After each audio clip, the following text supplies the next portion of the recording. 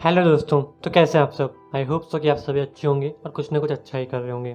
So welcome to मानी movie explain. तो आज की हमारी मूवी है the secret life of pets. तो ये वाली मूवी ईयर 2016 में रिलीज़ हुई थी और इसकी IMDb रेटिंग है 6.5। तो काफ़ी ज़्यादा अमेजिंग मूवी है और आप इसकी IMDb रेटिंग पर तो जाना ही मत बिल्कुल भी। बहुत ज़्यादा अच्छी मूवी है और बहुत ज़्यादा कॉमेडी मूवी है और मैं इसका सेकेंड पार्ट भी बहुत जल्द लाऊंगा। So please like and subscribe and thank you आपकी सपोर्ट के लिए। मूवी की शुरुआत होती है न्यूयॉर्क सिटी से। हमें एक पेट डॉग मैक्स और उसकी ओनर केटी को दिखाया जाता है।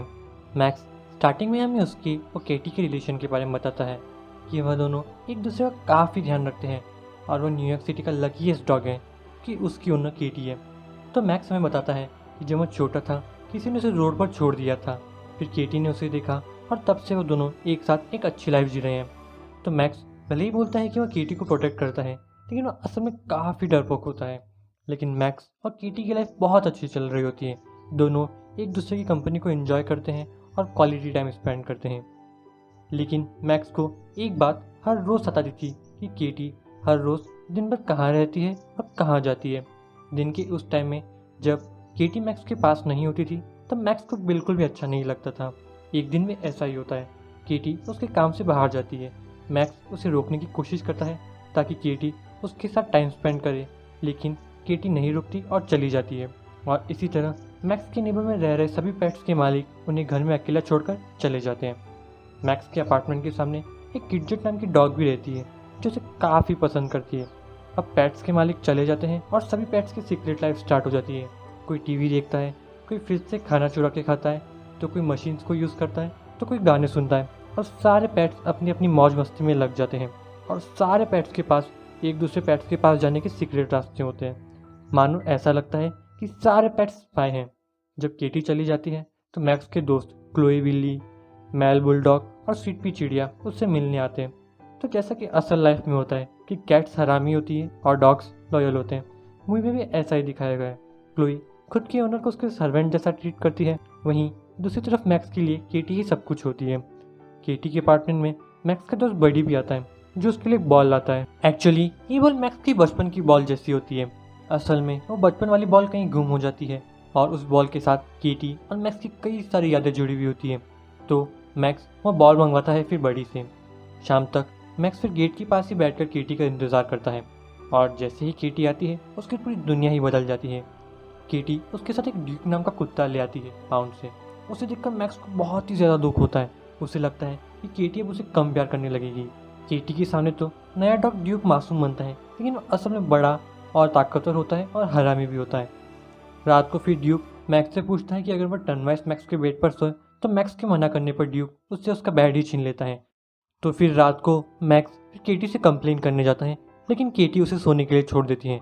जब ड्यूक को पता लगता है कि मैक्स केटी से कंप्लेन करने गया तो मैक्स के ऊपर गुस्सा करता है और उससे उसकी चादर भी छीन लेता है और फिर वह रात मैक्स को ज़मीन पर सोकर गुजारनी पड़ती है। अगली सुबह भी केटी के जाने के बाद ड्यूक मैक्स का खाना खा जाता है और मैक्स कुछ कर भी नहीं पाता। तो फिर मैक्स अपनी दोस्त क्लोई बिल्ली से मिलने जाता है। तो क्लोई उसे बताती है कि अगर उसने जल्दी ड्यूक को कंट्रोल नहीं करा तो उसका जीना मुश्किल हो जाएगा। अब मैक्स वापस अपार्टमेंट में आता है। वहाँ ड्यूक से गलती से एक वास टूट जाता है। तब मैक्स को एक आइडिया आता है कि अगर वह घर में तोड़फोड़ करेगा तो केटी को लगेगा कि सारी तोड़फोड़ ड्यूक ने करी है क्योंकि वह नया डॉग है और फिर केटी उसे वापस पाउंड छोड़ाएगी। तो मैक्स फिर तोड़फोड़ करने लग जाता है। इसके बाद ड्यूक मैक्स से यह सब ना करने की रिक्वेस्ट करता है तो मैक्स मान जाता है और इस डील के बदले ड्यूक को मैक्स की हर बात माननी पड़ती है। फिर दिन में एक लड़का जिसका काम होता है सारे पेट्स को बाहर घुमाने का, वह मैक्स और उसके साथियों को बाहर घुमाने के लिए ले जाता है सेंट्रल पार्क में। पार्क में मैक्स स्मार्ट बनता है और ड्यूक से काम करवाता है, उससे स्टिक्स मंगवाता है। ड्यूक मैक्स की इस हरकत से काफ़ी चिढ़ जाता है। फिर ड्यूक मैक्स को साइड में बुलाकर उसकी कॉलर को पकड़कर न्यूयॉर्क सिटी में दौड़ने लग जाता है। पूरी सिटी के बीच में से दौड़ते हुए ड्यूक उसे एक अंधेरी गली में ले जाकर एक डिब्बे के अंदर डाल देता है। उस डिब्बे में दो बिल्लियाँ भी होती हैं। वह दोनों कैट्स फिर ड्यूक और मैक्स से उनके कॉलर्स को मांगने लग जाती हैं। तो ड्यूक उन्हें फाइट के लिए बोलता है, लेकिन तभी देखते देखते वहाँ हज़ारों बिल्लियाँ आ जाती हैं और फिर वो सारी कैट्स मिलके ड्यूक और मैक्स से उनके कॉलर्स को ले लेती हैं। तभी वहाँ पर पाउंड वाले भी आ जाते हैं क्योंकि थोड़ी ही देर पहले ड्यूक और मैक्स ने पूरे शहर में हुड़दंग मचाया था। तो फिर सारी बिल्लियाँ तो भाग जाती हैं, लेकिन पाउंड वाले मैक्स और ड्यूक को पकड़ लेते हैं उस पाउंड की वैन के अंदर एक बुलडॉग भी होता है। तो पाउंड की गाड़ी में ड्यूक मैक्स को बोलता है कि केटी उसे पाउंड से ही लाई थी और उसे वापस पाउंड नहीं जाना, और पाउंड में ज़िंदगी काफ़ी ख़राब होती है। उधर वह लड़का जो सारे पैट्स को घुमाने लेके आया था, वह मैक्स और ड्यूक को भूल जाता है और बाकियों को लेकर वापस चला जाता है। इधर गिडजेट भी टीवी में शो देखती है, जिसमें एक लाइन होती है कि अगर तुम उससे प्यार करती हो तो तुम्हें उसे बचाना पड़ेगा। फिर गिडजेट मैक्स के घर की तरफ देखती है तो उसे मैक्स वहाँ दिखता ही नहीं है। मैक्स के दोस्तों से गिडजेट को पता लगता है कि मैक्स तो पार्क से ही गायब है। यह सुनकर गिडजेट को काफ़ी दुख होता है और फिर गिडजेट मैक्स को ढूंढने के लिए निकल जाती है। ढूंढते ढूंढते गिडजेट मैक्स की अपार्टमेंट की छत पर जाती है, जहाँ उसे टाइबेरियस नाम की ईगल मिलती है। तो स्टार्टिंग में तो टाइबेरियस ईगल गिडजेट को मारने की कोशिश करता है, लेकिन फिर गिडजेट और टाइबेरियस दोनों दोस्त बन जाते हैं और गिडजेट टाइबेरियस को मैक्स को ढूंढने को बोलती है और टाइबेरियस मान जाता है और फिर वह मैक्स को ढूंढने के लिए चला जाता है शहर में। दूसरी तरफ पाउंड की गाड़ी ड्यूक, मैक्स और उस बुलडॉग को लेकर जा रही होती है। तभी एक रैबिट, स्नोबॉल, एक पिग, टैटू और एक कमिलियन वहाँ आ जाते हैं और पाउंड वालों पर हमला करके उनसे उनकी गाड़ी को लेकर वहाँ से भाग जाते हैं। और जब वे भाग रहे होते हैं तभी उनकी गाड़ी एक जगह पर जाकर क्रैश हो जाती है। क्रैश होने के बाद स्नोबॉल उसके साथी बुलडॉग को छुड़ा लेता है और फिर वहाँ से जाने लगता है। तो मैक्स और ड्यूक उससे मदद मांगते हैं, तो स्नोबॉल उन्हें मदद करने से मना कर देता है क्योंकि उनकी गैंग पैट्स की मदद नहीं करते और वह लोग ह्यूमन से नफरत करते हैं। पाउंड की वैन से बाहर निकलने के लिए मैक्स और ड्यूक झूठ बोल देते हैं कि वह पैट्स नहीं है और उन्होंने तो उनके ओनर को ही मार दिया था। यह सुनकर स्नोबॉल खुश हो जाता है और उन्हें छुड़ाकर उसके साथ सीवर्स में उसके ठिकाने पर ले जाता है। वहाँ उस जगह पर कई सारे पैट्स होते हैं जिन्हें उनके ओनर्स ने उन्हें छोड़ दिया था जब उनके पैट से मन भर गया था। तो फिर सारे पैट्स डिसाइड करते हैं कि वह ह्यूमन रेस को ही खत्म कर देंगे और इस काम के लिए उनका लीडर होता है स्नोबॉल रैबिट। वहाँ जब सारे जानवरों को पता लगता है कि ड्यूक और मैक्स ने उनके ओनर को ही मार दिया तो सब खुश हो जाते हैं और उन्हें उनकी गैंग में शामिल कर लेते हैं। वह उनसे उनकी स्टोरी भी सुनते हैं। तो फिर ड्यूक और मैक्स एक झूठ मूठ की स्टोरी उन्हें सुना देते हैं। उधर टाइबेरियस ईगल एक बिल्ली को पकड़ के ले आता है जिसने ड्यूक और मैक्स से उनके कॉलर्स को छीने थे। उस बिल्ली से गिडजेट को पता लगता है कि मैक्स सीवर्स में गया है।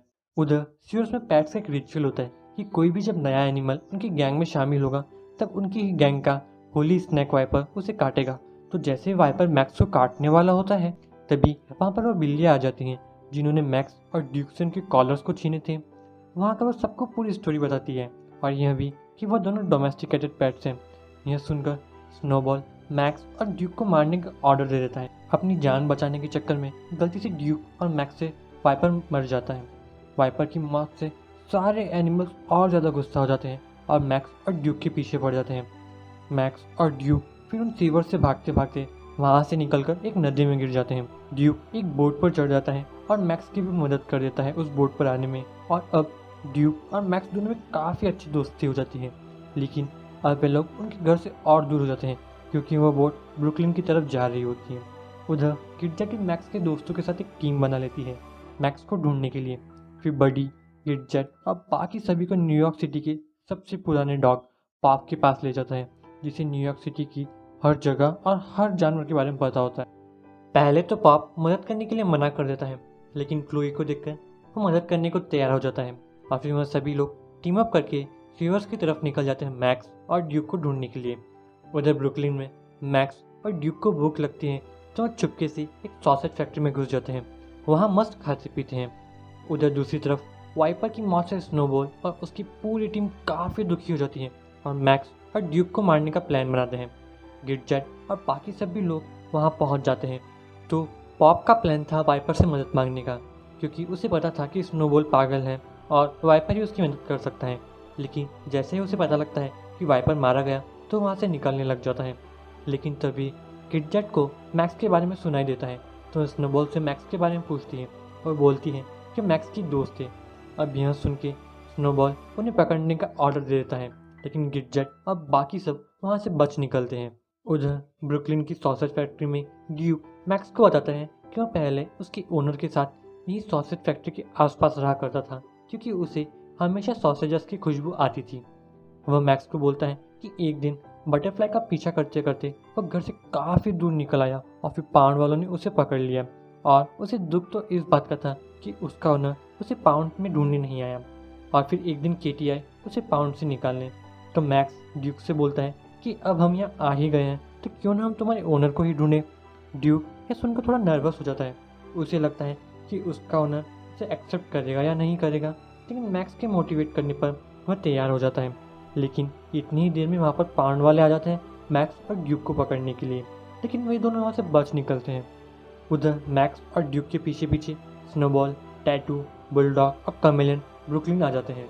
दूसरी तरफ मैक्स और ड्यूक मिलकर ड्यूक की ओनर का घर ढूंढ लेते हैं। वहाँ जाकर ड्यूक को एक कैट से पता लगता है कि उसका ओनर, जो कि एक बूढ़ा आदमी था, वह तो मर गया है और अब उस घर में उस कैट के ओनर रहने लग गए। ये सुनकर ड्यूक बहुत ज़्यादा दुखी हो जाता है और मैक्स से बोलने लग जाता है कि तुम मुझे यहाँ लाई ही क्यों। इतनी देर में उस कैट के ओनर वहाँ आ जाते हैं और दो कुत्तों को वहाँ देखकर पाउंड वालों को वहाँ बुला लेते हैं। तो पाउंड वाले मैक्स को पकड़ लेते हैं, लेकिन ड्यूक की मदद से मैक्स छूट जाता है। लेकिन इस चक्कर में ड्यूक पकड़ा जाता है और मैक्स उसकी मदद भी नहीं कर पाता। पाउंड वाले फिर वहाँ से ड्यूक को ले जाते हैं, तो मैक्स फिर पाउंड वालों की वैन का पीछा करने लग जाता है। इधर जब मैक्स ब्रुकलिन की सड़कों पर दौड़ रहा होता है तभी स्नोबॉल मैक्स को नोटिस कर लेता है और वह भी फिर मैक्स के पीछे पीछे दौड़ने लग जाता है। भागते भागते स्नोबॉल मैक्स को पकड़ लेता है और फिर यहाँ पर दोनों के पीछे थोड़ी बहुत हाथापाई होती है। इतनी देर में तो जो टैटू, बुलडॉग और कमेलियन होते हैं वो जाकर पाउंड की गाड़ी से जाकर टकरा जाते हैं, जिस वजह से पाउंड वाले उन तीनों को भी पकड़कर गाड़ी के अंदर डाल देते हैं। अब मैक्स और स्नोबॉल दोनों टीम अप कर लेते हैं अपने अपने दोस्तों को बचाने के लिए। अब वह एक बस को चुरा लेते हैं और उस बस की वजह से पाउंड की गाड़ी को टक्कर मार देते हैं। अब टक्कर की वजह से बस तो पलट जाती है और जो पाउंड की गाड़ी होती है वह एक ब्रिज से नीचे जाकर लटक जाती है। टक्कर की वजह से स्नोबॉल बेहोश हो जाता है। तो फिर ड्यूक स्नोबॉल को बाहर निकालता है, लेकिन इतनी ही देर में वहाँ पर स्नोबॉल के टीममेट्स आ जाते हैं और उन्हें लगता है कि मैक्स ने स्नोबॉल को मारा, तो यहाँ पर फिर मैक्स को मारने के लिए आगे बढ़ते हैं। फिर तभी वहाँ पर गिटजेट आ जाती है और फिर मैक्स के बिहाफ पर बाकी सारे जानवरों से लड़ाई करती हैं। उधर वैन नीचे गिरने वाली होती है। एक्सीडेंट की वजह से बुलडॉग, टैटू और कमेलियन के गेट्स तो खुल जाते हैं और वहाँ पे बच निकलते हैं, लेकिन ड्यूक अंदर ही फंसा रहता है। फिर मैक्स यहाँ पर ड्यूक को बचाने जाता है। ड्यूक के सेल की चाबी लेने के चक्कर में मैक्स गलती से वाइपर्स को ऑन कर देता है, जिस वजह से जो वैन होती है वह पानी में गिर जाती है। अब मैक्स और ड्यूक दोनों पानी के अंदर डूब जाते हैं। मैक्स से कीज भी छूट जाती है और मैक्स ड्यूक के सेल को खोल भी नहीं पाता। कीज में कीचेन होता है, जिस वजह से कीज ऊपर आकर फ्लोट करने लग जाती है। उधर स्नोबॉल को भी होश आ जाता है और फिर मैक्स और ड्यूक की मदद करने के लिए नदी में कूद जाता है। वह कीज लेकर वैन के अंदर पहुंच जाता है और स्नोबॉल की मदद से मैक्स और ड्यूक दोनों बच जाते हैं। अब स्नोबॉल भी ड्यूक और मैक्स को माफ़ कर देता है। अब मैक्स भी गिटजेट के लव को एक्सेप्ट कर लेता है। अब शाम होने वाली होती है और सारे पेट्स के ओनर का घर आने का टाइम भी हो जाता है। तो टैटू एक टैक्सी को चुरा लेता है और फिर सारे पेट्स को उनके घर छोड़ देता है। मैक्स के अपार्टमेंट के बाहर स्नोबॉल उसके साथियों से बोलता है कि अब हमें वापस अपना मिशन पर जाना होगा, ह्यूमन रेस का खात्मा। इतने में तो एक छोटी बच्ची स्नोबॉल को देख लेती है और उसे पकड़ लेती है। स्नोबॉल के सारे दोस्त वहाँ से भाग जाते हैं। स्नोबॉल यहाँ से भागने की कोशिश करता है, लेकिन वो भाग नहीं पाता। अब उस बच्ची के प्यार को देखकर स्नोबॉल भी पिघल जाता है और उसका पैट बन जाता है। इधर पूरे दिन भर भागा दौड़ी करने के बाद सारे पेट्स इस तरह उनके घर चले जाते हैं जैसे कि कुछ हुआ ही नहीं। केटी भी घर आती है, लेकिन अब मैक्स और ड्यूक दोनों बेस्ट फ्रेंड बन जाते हैं और फिर केटी, ड्यूक और मैक्स तीनों साथ में टाइम स्पेंड करते हैं और एक अच्छी फैमिली बन जाते हैं। और इस तरह इस मूवी का दी एंड हो जाता है। तो अगर आपको ये वीडियो अच्छा लगा हो तो प्लीज़ लाइक एंड सब्सक्राइब करना। Thank you.